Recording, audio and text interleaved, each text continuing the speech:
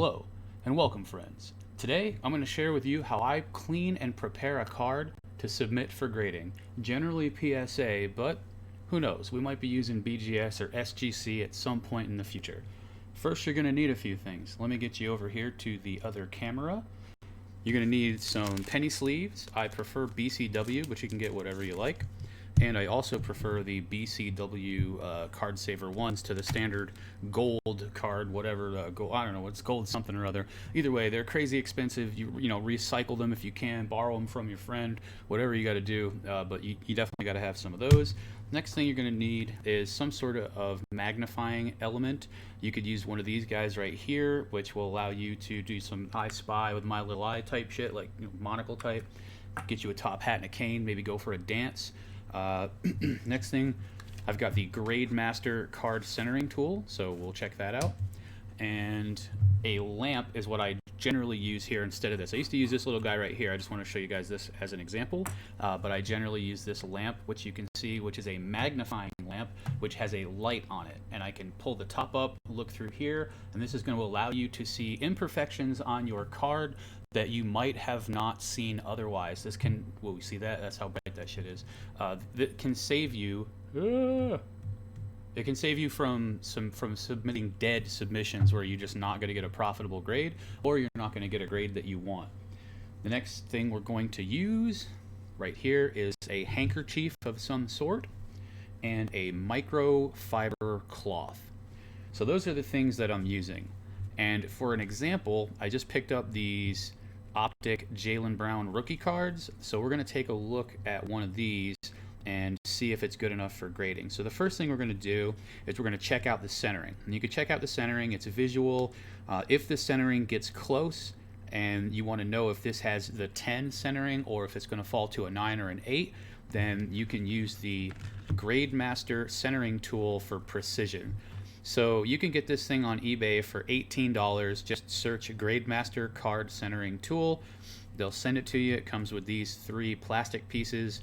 This is going to give you the directions, but it's real simple. This is a grid right here, and you're going to overlay the card, and it's going to tell you a number on each side of the most relevant. You can go top to bottom or left to right, and then you're going to see what the numbers come up as and match them up over here, and this will tell you the centering of your card. So that's going to give you everything you need to know. So that's the first thing we're going to do, is we're going to take just the first one out of the sleeve, knock this guy out. Make sure that you wash your hands really well before you start handling cards. I know that a lot of people like wearing gloves, but I don't like gloves. I just prefer extremely clean hands. I know my fingernails need a little clip here, but yeah, you should have your fingernails clipped too. They're not too bad though.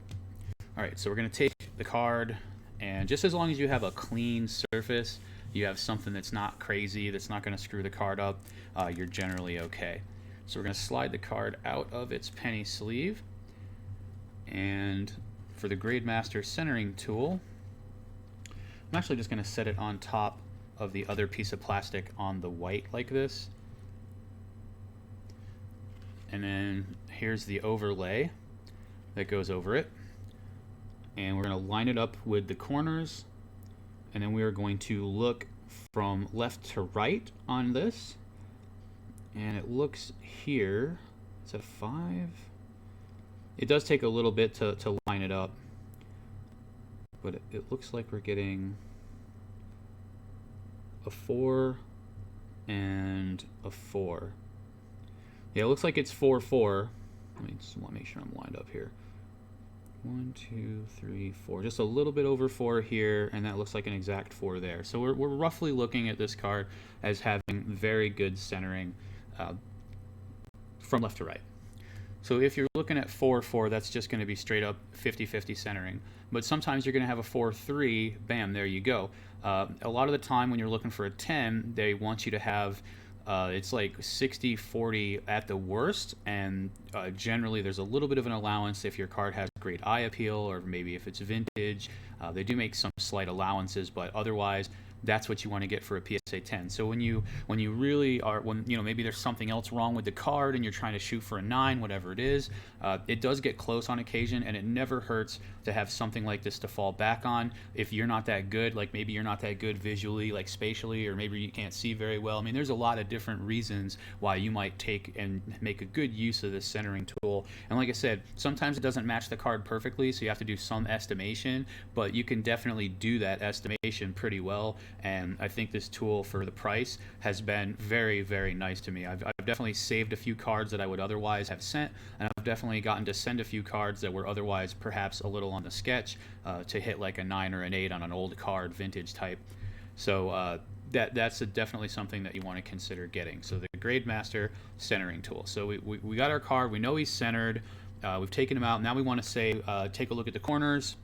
Make sure there's no crazy damage on the corners, because in a lot of situations there will be damage that you don't see to the naked eye around the outside of the card. Now this is going to be less frequent on an optic or a prism card, because the borders or the edge, the card is of a thicker stock, so you're not going to get that as often on here, but it can help you suss out things like print defects, printing lines on the back, etc. But if you're dealing with a card that is, let's say, like a 70s baseball card, for instance, then there's oftentimes a lot of chipping around the outside edges of the card that you can't see with the naked eye. So you might be thinking, man, I got a real gem right here, but then when you look at it around the border with your monocle, you get your monocle and you start spying, you see, man, this up at the top, it's really jagged. There's a lot of breaks in the color. There's a lot of just chipping and jagged edging, and that's really going to cost you. So that, otherwise you might send that card in, maybe there's a little bit too much of that chipping going around on the outside of the card. So that would be the next thing, to go ahead and use your monocle or use your magnifying glass. See, for me it's easy because I just do this right here, and then I hold the card up to it, and I'm not going to turn the light on, but you guys can get the idea. I look through this and I can see, and it's a lot better than this little guy, by the way. So you can get this little guy if you don't want to, sorry about the camera, if you don't want to spend the money, then you can get this little dude, because this little dude's only going to run you like $5 or $6. But if you've got the $70 to spend on this lamp and you are going to get a bunch of cards graded, or you plan to, then this is the dude you want, because it comes in handy as a lamp for so many reasons anyway. And then you've got this dope magnifying glass so that you can check out all the corners of your cards and see what you're really missing. So if I'm looking at the corners on this, they look quite sharp. And the next thing you're going to want to look at is your surface. Now the surface, I prefer not looking at through the magnifying glass. I prefer to look at the surface in the light at different angles. So if I give you guys a surface, you can see the reflection of my light, my chandelier, or whatever you want to call that thing, some medieval shit up there. We can see that there's no scratching on the surface, there's no scuffs, there's no blemishes. So this is a very, very clean card. It's got great centering, great corners. This is probably going to be a candidate for a PSA 10. There also is no print lines on the back of the card. I'm actually quite excited about Jaylen Brown's optic rookie anyway, because it's first year optic and it's his rookie, and he just keeps getting better and better. So I mean, honestly, this is a very nice pickup. I got lucky and a guy had 3 of these and he only wanted $15 a piece. So we've established that the surface is good. But let's say the surface wasn't good. What could we do? Well, if you had a wax stain, what I like to do is I like to use the handkerchief. And we're just going to give you like a fake example here. So what I like to do is take the card, put it on the table, and then take a sleeve, a penny sleeve, and set it over it like that, so that you can press down, because you need a little bit of pressure, so you can press down on the card without having any sort of issues. And the next thing is you're going to take the handkerchief and you're going to wrap it around a finger. Make sure that it has a smooth surface. Make sure it's smooth. Make sure you don't have fingernails, because you could damage the card through this, right? And then what you would do is you would hold this down and then you would just gently rub the card here. Now the other thing I like to do is I like to pick the card up and just breathe on it. And this will work with wax stains. If you have 86 Fleer, the Michael Jordan rookie cards that I had 8 and an 8.5 on from PSA, this is how I cleaned the wax off the back of them. This is the process that I used. So I know that this one works, and it's the best one that I've found. And you breathe on it to give it a little bit of that heat so that the stuff comes off, and then you just gently go around in circles. And then you can also use the up and down technique, whatever you want to call it. Just don't think you're like a spirograph and start drawing stars and pentagrams and shit. It's not like that. But yeah, you can just give it a gentle cleaning. If there's like a smudge or a fingerprint, something like that, then I would prefer to use a microfiber cloth, and I prefer to use the microfiber cloth if I'm dealing with optic and prism cards. But you have to be very gentle, and you have to have a squeaky clean microfiber cloth, because if you've used your microfiber cloth for other things, there's a chance there's debris in the microfibers because they attract so much funk. So if that's the case, then you run the risk of scratching the surface of your card, and we're not that kind of dolt. We don't want to do that. This ain't Dolce and Gabbana or whatever, banana. So that's what you do for the wax stains and the non-prism types of cards. That is the first step. And then if you are going to clean off the prism type of card, you use the same technique over here. Get the clean, soft side of the microfiber, get it wrapped around your finger. Did you have to let it linger? So don't let it linger, but get it real clean like that. You can use the same breathing technique, and then just be gentle. Just be gentle at first. You don't have to put a lot of pressure, and see what the lightest you can use. And if you have to get, if you have to get in there, then you can get in there. You can put pressure especially when you're cleaning off a wax stain with the handkerchief. But the handkerchief it really does work really, really well. So then, we clean it, got the card cleaned off, everything's good there, and that's pretty much it. That's the entirety of the process. You want to double check your corners, you want to double check, magnify it up, make sure there's no breaks, make sure that you look clean, your front, your back, your surface, make sure your centering is good on the card, and then you want to get that card slid gently into a penny sleeve. And again, be careful with your fingerprints as you're getting it ready. You don't want to accidentally fingerprint it up when you're putting it in there. I actually have quite a bit of paranoia. I start feeling like vertigo, and I start getting dizzy when I put these in the penny sleeves, because I always have the fear of dinging the card up, putting it in the penny sleeve. But that's really only for vintage stuff, and the prism and optic cards are a lot easier because they don't really catch on the sides or anything. So I have like a fear of doing that. But yeah, so I slide it in there, and then take your semi-rigid, and with the semi-rigid, if it's a brand new one, I like to bend it a little bit, because after all, it is semi-rigid. So I'll give it this like little bend so that it doesn't have just complete tightness or whatever. Just kind of loosen it up a little bit. And I like to pull the lip open, slide it in like this, and then slide it down until I can't anymore, and then I put my thumb right here and squeeze the sides, and then you can squeeze the card at the top a little bit, and then you can slide it right in to the necessary position. And this card has been cleaned, it's been double checked, surfaces, edges, the back, the whole 9 yards, the centering, and now this is ready to submit. So that's pretty much the process, guys, and I do that with all the cards that I've got. And as a bonus, I'm going to show you the next PSA cards I'm going to submit here really quickly. So we'll just get this stuff out of the way, and we'll go from the back to the front. So we got some Carmelo Anthony. As you guys can see, I sold one of those for $449. I only paid about $100 for. I picked up a bunch of them raw, so I have a number that can probably hit PSA 10. Centering looks good, surface looks good. So we're taking a shot with these, and I don't need him back anytime soon because he's going to be playing next season. There's that hockey rookie card we were talking about today with PSA Collector. This is Capo Caco's Young Guns rookie card, followed by a Jack Eichel.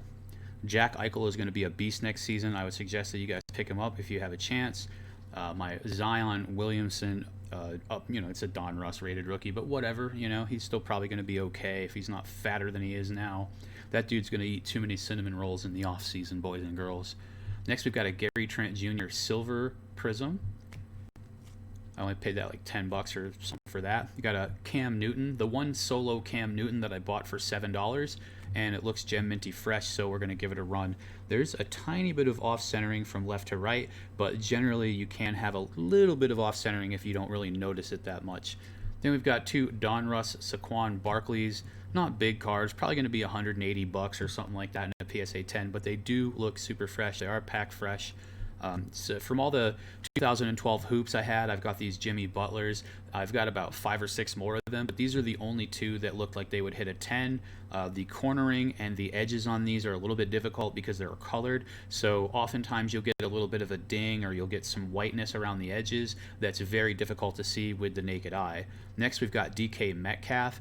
Actually got really lucky. I bought one mega box of 2019 Prism football. Ended up getting a silver Jarrett Stidham. I got a Kyler Murray. I got a Miles Sanders. I got a DK Metcalf. I mean, man, I really ended up getting a lot of guys out of that box. I also got a Patrick Mahomes and stuff. There's a Patrick Mahomes fireworks card, followed by his 2019 Prism that I got out of that box. I mean, these are surprisingly valuable. There's a 2018 second year Mahomes. Sorry about the light and everything, guys. Followed by a Dak Prescott press proof rated rookie. Fernando Tatis Jr., all the rage. I've had this sitting around since last year. And then the last two are awesome. First is a Kobe Bryant kickstart. Pulled this out of a box. I shouldn't have opened the box, but I did, and I got this beautiful Kobe kickstart. And I think these are the types of cards that are really going to end up going up. They're difficult to get. They're difficult to get in high grade because, as you guys can see with this border, you know this card's going to get all messed up at some point. So I put this right into a sleeve from the pack, and I actually got in that box, the same box. I mean, I can show you guys all the other dudes too, because I got a bunch. I got like 3 Vince Carters, 4 Paul Pierce, and 4 Dirk Nowitzkis. But I'll show you guys this. Just look at this. I got the Kobe Bryant Topps gold label. I actually pulled the Kobe, and it's gem minty fresh. There's only one of these on eBay for $1,000. That's a PSA 10, and I'm not sure that that's an accurate price or that I expect that. But this has got to be worth at least $300 or $400. They're super hard to pull. It's Kobe. I mean, it's 98. So it's his third year card. I mean, this is just badass, really. It honestly is. So I was super happy to grab that one. And those cards are a good example. I'll just show you this really quick, and then we're out of here. These gold cards, well, they're gold bordered, but they're difficult to get in a high grade because they have an entirely gold border. So if I grab, sorry, this is like my stash box of things that I may or may not grade, or I might grade for one price but not another. And these are the cards in question. These are the Dirk Nowitzkis and the Paul Pierce rookies from 1998, the box that I busted. So if you look at this, if you look under the camera, if I get this as close as I can and have it still look decent for you guys, it's really difficult to see where on the edges, but this is a gold bordered card. Now sometimes it's very apparent because it's super chipped, but if you look at these cards under this magnifying lamp, you will see chipping along the edges, at the top, of the bottom, and it'll be of various degrees. And there's a reason why I'm only going to send these cards in at the $10 or $9 level, and I expect to get back a bunch of 8s and maybe a few 9s, and I would be lucky to get a 10. Because these cards are very difficult. The boxes now kind of stick together a little bit, the cards, and you can often get wear around the edges. So I know it's difficult to see, but you can kind of see a ding down on the edge here, but it's difficult because of that border. So having the magnifying glass, it really does help, guys. So I hope you've learned something in this video. This is how I prepare my cards to submit for PSA, and I've done quite well with them, so I'll probably continue to do so. I appreciate all the love and support. Welcome to all the new subscribers, and well, I guess I'll see you guys again very soon with some more fresh content. So you guys have a wonderful day, and I'll catch you on the flip side.